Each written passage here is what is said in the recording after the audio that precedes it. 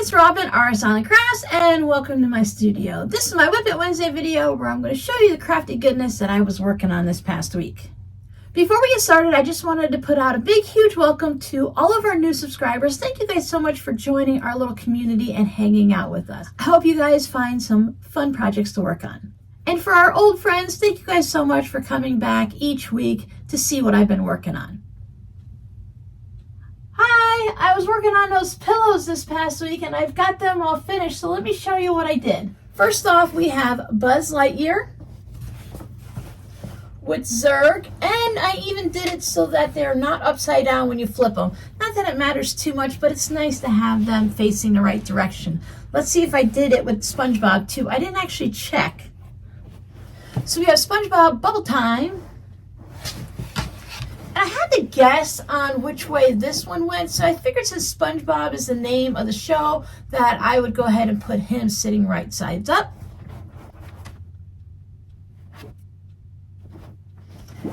I just realized that I did what I wasn't supposed to do.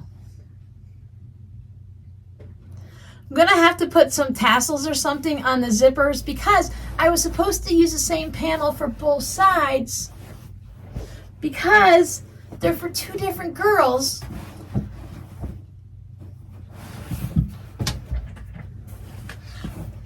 And I used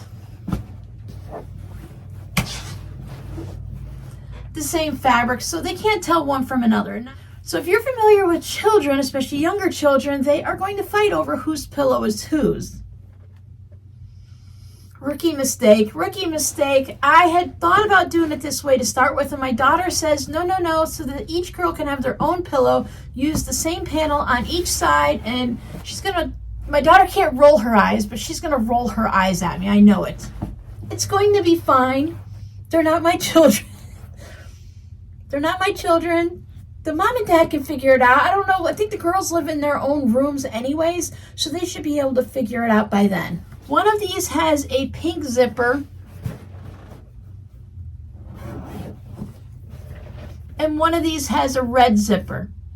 So that's the way they're going to have to decide whose is whose. The only thing is they have an invisible zipper. So, dear daughter, I wanted to make sure each of the girls had both of the panels for their pillows because I didn't want it to be unfair one way or the other if one got one and one got the other. So I used each pillow panel on each side of the pillow for the girls. But don't worry, I used a different color zipper so that they could tell whose is whose. Do you think I'll get away with it? I'll get away with it. I'm the mama. So what I did is I used the invisible zipper on these pillows. Remember me saying I didn't want to have a big chunky plastic zipper on the bottom that the kids could get scratched on or feel uncomfortable? So this is actually an invisible zipper, which is hidden. It looks just like the seam on the pillow anywhere else. The only thing that's sticking out is the little pull tab here. So there is the teeth on the zipper on the inside. Many years ago, before I started quilting, I know I put some hidden invisible zippers and things before. I have to think that I put them in clothing. I just can't remember. I do remember all the videos I watched though, and which one was very helpful. Not who it was, but I can just remember the scenes of the video, and the woman was putting it in the back of a dress and showing us how to put it in the back of a dress and a skirt. So this was the first time putting it in a pillow, and while it works perfectly fine, there are a couple things that I would change for next time. Well, probably I wouldn't put an invisible zipper in a pillow next time, but if I needed to, there's a couple things I would change. All of the videos I watched, they had these big pillows and they just put this little 6-inch zipper in it. So you had to put the pillow form in and out through that little itty bitty hole. That sounded crazy to me, so I thought I'd wanted to use the whole thing. But it does give you, like if you've done zippers in a zipper pouch and you have that little tucked in corner there and that little issue there, I do have that on both sides. So I would definitely want to put the fabric zipper tab on this that I don't use on my zipper pouches, but for the pillows, just because of the way it's sewn and stuff, I would want to use it on there. I don't think it'd be as much of a problem, except I have fusible fleece on both sides of this, so there's a lot of bulk in that area. But after sewing these 3, I have figured out a few different tips and tricks that the next time I go to do it, I will test those out to see if they work. But this is going to work perfectly fine for the kids. Also, the pillow forms that I chose, the ones that came shrink wrapped, and you let them poof up like a mattress, and then you throw them in the dryer for 5 to 10 minutes. It makes a very soft, squishy pillow, which is great for the kids. So I am perfectly happy with this pillow form. But for one that you would sit on the couch, I think in some ways it would be fine. But for me, when I do a quilted pillow cover, I like to have it kind of sitting up nice. And I don't know if it's because of the quilted part of it or because of a different type of pillow form. But what I did notice with these pillow forms, and I will let my daughter know to pass it on to her friends, is that these pillow forms have an invisible zipper, sort of. I mean, it is an invisible zipper, but they sewed theirs much further away because you don't need to hide anything on here. You don't need to make it look like a seam, but the mama can take the invisible zipper, open it up, and she can add extra fiber fill in here. So that's all that's in here is a regular poofy fiber fill that we normally would use to make stuffed animals or little pillows or pin cushions ourselves. I noticed this after I did my pillow covers, but that's about what they had, that and smaller, for a lot of the videos I watched on putting an invisible zipper into a pillow. And you're going to be able to squish your pillow form through that? I think that's just crazy. But I thought that was great. So even if you purchased something like this and you didn't like it, you could always use that little zipper opening, add more fiber fill, and stuff your pillow any way you want. I have one more of these pillow forms, and I have options. I can either add more fiber fill to it, or it's a 20-inch pillow form. I can just put an 18-inch pillow cover on it, and that would take up any of that extra room. But since these are Christmas gifts for children under the age of 9, having a nice squishy pillow that they can grab onto easily, I think is more important than having one that's firm, that's going to look nice sitting on their bed. Because these are meant to go out in the living room and to use when watching family movie night, to have in your bed, to have a scary story, or just something that you can hug when you just need a little comfort. So the only thing left I need to make now for this family is my daughter wants I think this is the I love you for the sign language. I just have to double check where the thumbs go. There's some printables for appliques that I'm going to do, so I need to make them some type of a mini wall hanging that has an applique I love you sign. So that's what I'm going to be working on later on today. My daughter will come over on Tuesday, which was yesterday, a couple days away from me. Today's Sunday, and pick all of this up, which will be really nice because 3 big pillows like that do take up a lot more room than I expected. So I have my little what did I work on basket here. I have some more sewing items, but I just happen to have some knitting stuff on top. So let me show you what I finished knitting. I finished one of my dishcloths. It still needs to be blocked, so that will be sometime later this week. So that means I get to start a new dishcloth in my dishcloth project bag. I'm just about out of the cotton dishcloth yarn, so when I was at Joann's picking up fabric, the plaid fabric for the Snowman pouches, I picked up some sugar and cream dishcloth cotton. Now this is called sugar and cream scrub off, and you can see it has some of this scrubby yarn in addition to the regular cotton yarn. So I went ahead and started a dishcloth. Now this is the scrubby part down here, and then here's a section of the red, just regular cotton yarn, and now I'm working back into the variegated scrubby stuff. I wasn't sure how it was going to be. I had some of this stuff before and I didn't care for knitting with it. I think it was more of I can't remember. It might have been more of a nylon feel to it versus a pure cotton, or it could have just been just like this. But at least I'm getting a little bit of a break, and I have some regular cotton yarn in there to balance out when I'm doing this. So this scrubby part is a little bit looser because it's a thinner yarn, and then the cotton goes in. So it's kind of curious to see how this is going to be. I picked up a Christmas one, and I picked up a purple and white version, I believe. When buying dishcloth cotton, it is very expensive at Joann's. This little thing was about $5. Now, it's been a while, but I used to pay 99 cents for this, and I've seen it a couple years ago when I bought it at Joann's, a different version for $5, and Michael's had it for like $2.50 or something like that. So once again, Joann has raised the prices so that when you use the coupon, they're not losing any money. You're paying the same amount you would even if you didn't have a coupon. Which is why I usually don't buy it at Joann's. But I was there and I had a coupon and I just wanted to see what this looked like and how it knitted up. So would I buy more of this? I think I would. As I said, it's got that good balance, so it's not all trying to struggle with the weird yarn, so that scrubby part. I don't know how well they'll scrub up or anything like that. I mean, you're not going to scrub a pan or something, but it would probably work really good on a plate or a glass. But I definitely wouldn't pay $5 for it. Since we're this close to Christmas, I have my finished Christmas socks for my son, Robbie. So these are the ones that are made out of a thicker yarn. These are still a wool yarn.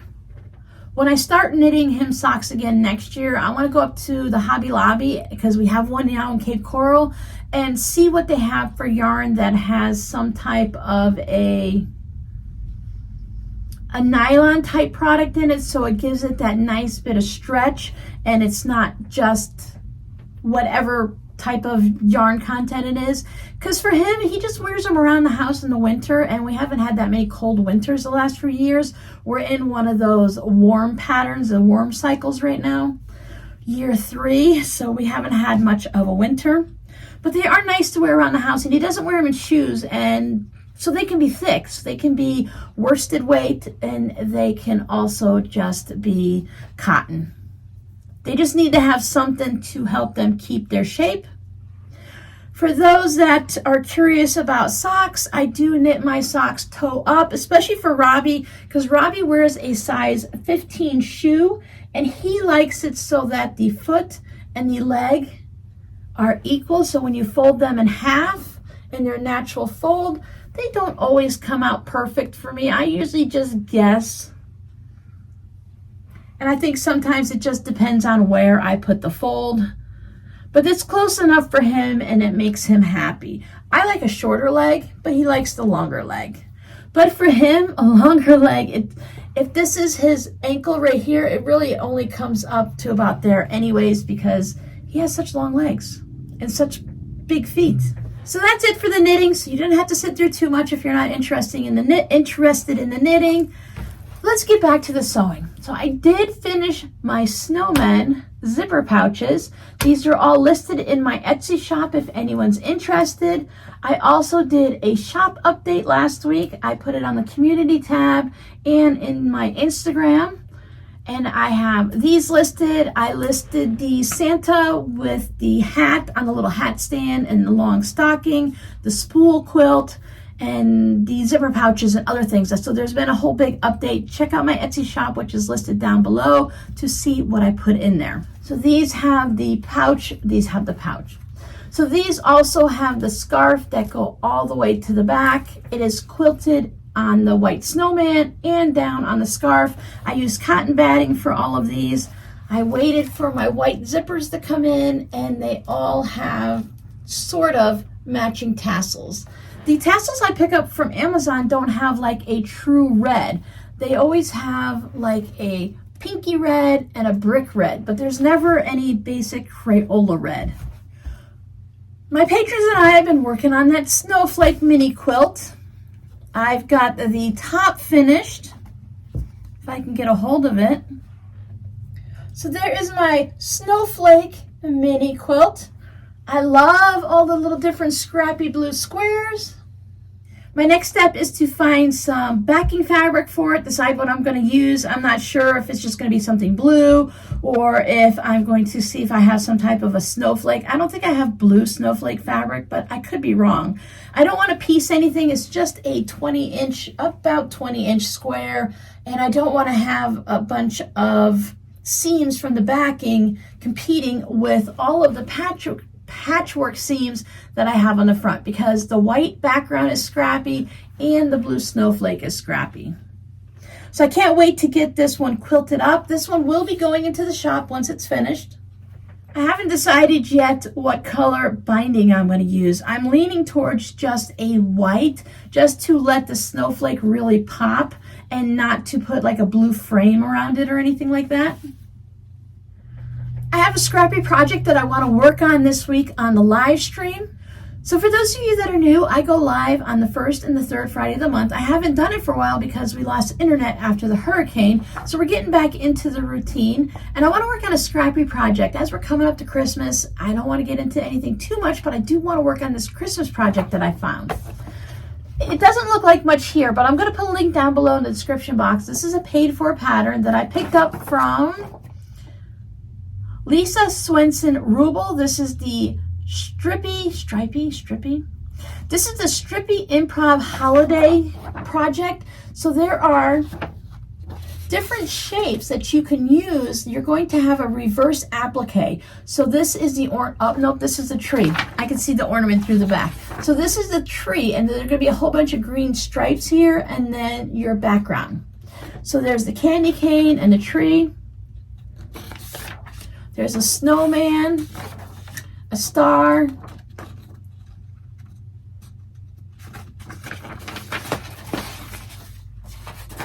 and the ornament that I mentioned. So if you guys want, I want to let you know ahead of time, so if you want to purchase this pattern and work on it with me on Friday, we can go ahead and work on it together. It's a paid for pattern, so I can't give you like the designs and I can't give you a lot of the details, but I thought we could at least work on the scrappy parts, sewing our scrap fabrics down to create this shape. Again, I'll put the link down below in the description box. It'll be right up at the top so you can find it easily.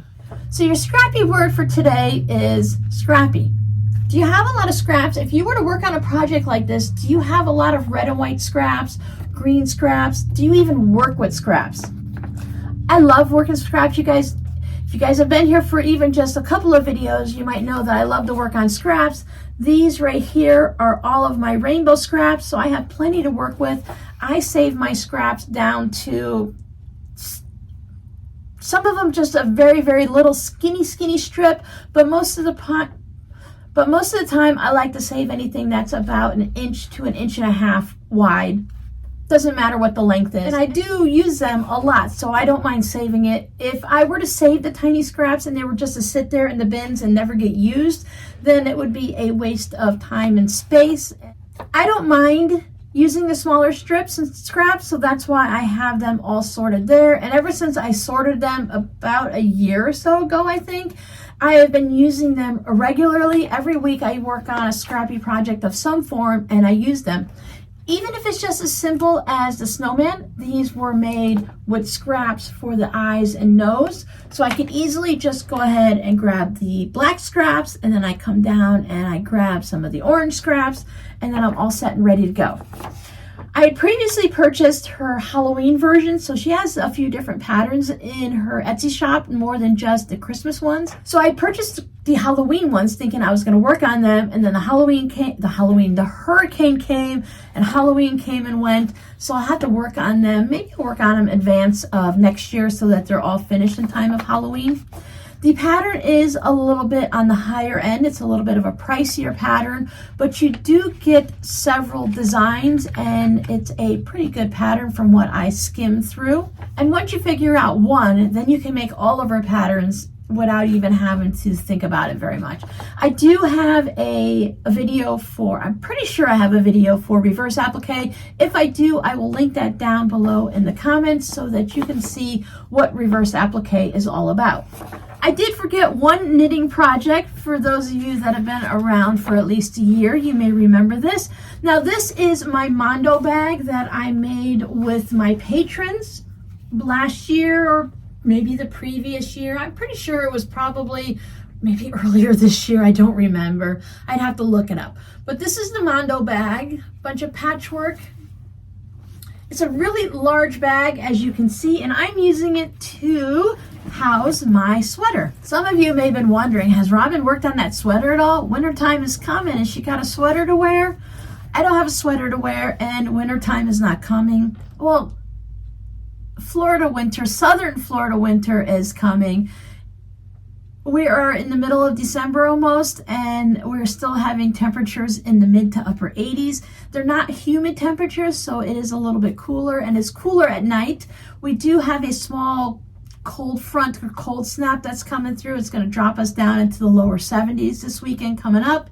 And that just means I will wear jeans during the day and maybe need a sweater in the morning if I leave the house. But I did pull out my sweater and I did figure out where I was so that I can continue working on it. And the reason I was struggling about where it was, oh look, I stopped last night right in the middle of knitting a cable stitch. Now that's crazy. And I know I stopped because I fell asleep. So I'm just going to leave that on there, and I will fix that after the video so I don't lose anything. But I am knitting the antler cardigan. So a cardigan that opens in the front. I'm going to hold on to this so I don't lose it. I have just now started working on the cables. Pretty hard. There you go. You can see a little cable right there. With this burgundy color, it's a little hard to see. And if you've ever knit a sweater, you do realize, you know, like I have the sleeves on already, and I'm just knitting the yoke, which is the part up here that's going to have the cables, and then I have to knit the button band and it'll be all done. But you have to hold all of this in your lap, and it does get a little bit warm. So as the evenings are a little cool in the house, not cold or anything like that, they're just a little cool, it's nice now to have this sitting on my lap. I only just started it last night. It probably took me a good half hour or 45 minutes just to figure out where I was. And the problem is I have my little tick mark here where you mark off how many rows you did. And the last time I worked on it, I marked off that I worked on row 1 through 4. But the problem is I did 7 rows on here. So it just took me a little bit to figure out exactly where I was. Just had to stop and think for a minute, because on this, each row is different. So what I did is I tinked back, which tink, T-I-N-K, is just knit spelled backwards. So I had to knit backwards and undo what I already did just to verify what stitches were where, whether or not I was on a cable row or a regular row. And once I figured that out, wrote them down backwards so that I could see what they were, and I figured out where I was. So all of that to say, I pulled the sweater back out. I'm hoping to get this done really soon. It shouldn't take me very long. Once I get past the cable, the button band should just be simple knits and purls. There shouldn't be very much to it. Then it shouldn't take very long. The cable rows are, this one happens to be a 6-row repeat, and there's only a couple of rows that are actual cables to it. I think there's 3 rows, so every other row is a cable, so it does take a little bit of concentration. You can find this pattern on Ravelry. I want to say that there's a free version, but I don't know if it's just the child size that is free or if the adult sizes are free or anything like that. I actually have a book from them called the Pacific Knits. It's an ebook, and it has a variety of patterns, and it is from, if I can remember. So I'm going to continue to work on this at night now that I don't have Robbie socks. So anytime that I can actually stay awake and not fall asleep and leave in the middle of knitting a cable, which is crazy. When you knit a cable, you remove stitches from the needle and you just put them on this little loose thing here that just easily comes off. So that's a little bit scary. I don't want to lose those stitches. So I'm going to go put this away. I'll bring it back out at night to work on it, or maybe I'll work on it a little bit in the morning. But I love the colors in my Mondo bag. This was some butterfly fabric. It was a charm pack or 2. I don't remember how many I used, probably a good portion of 2 charm packs, but it has some really pretty butterfly fabric and flowers. So other than the one sign language, the I Love You sign language mini quilt, I just need to make, my daughter just wants like smaller than 12 inches or a little bit smaller. She doesn't want anything too big, just something little like I made for her a cardinal one a couple years ago. And that's all she wants for them, just something small to hang up on the wall. So once I finish that, that really finishes it for Christmas. I don't need to work on any other Christmas gift projects. I just need to start working on this, and this is going to go in the shop, and I'll probably make some for myself. I will also be casting on a pair of socks for Robbie's girlfriend. She is in the military reserves, and I say it that way because I believe she's in the Army, but I'm not 100% sure. I know right now she is overseas, so I'm going to start working on a pair of socks. She'd like a pair of hand knit socks. I'm going to have to guess because I don't have her feet here to work on. But while Robbie is 6'5" and has size 15 shoes, she is 5' nothing and wears a 6.5. So it's going to be reasonably quick to knit her socks in time. It's just whether or not I work on them steadily to get them done. But again, enough rambling. I hope you guys have a great week. I hope you're finishing up whatever projects you're working on, or you're just going to have some fun sewing. So join me on the live stream on Friday at 3 p.m. Eastern, whether you're working on the scrappy project that I'm working on, or you're just working on whatever you're working on. I enjoy working on my own projects while watching live streams when they're working on stuff, and I also enjoy sewing along with them. Either way works. I hope to see you guys on Friday. Bye.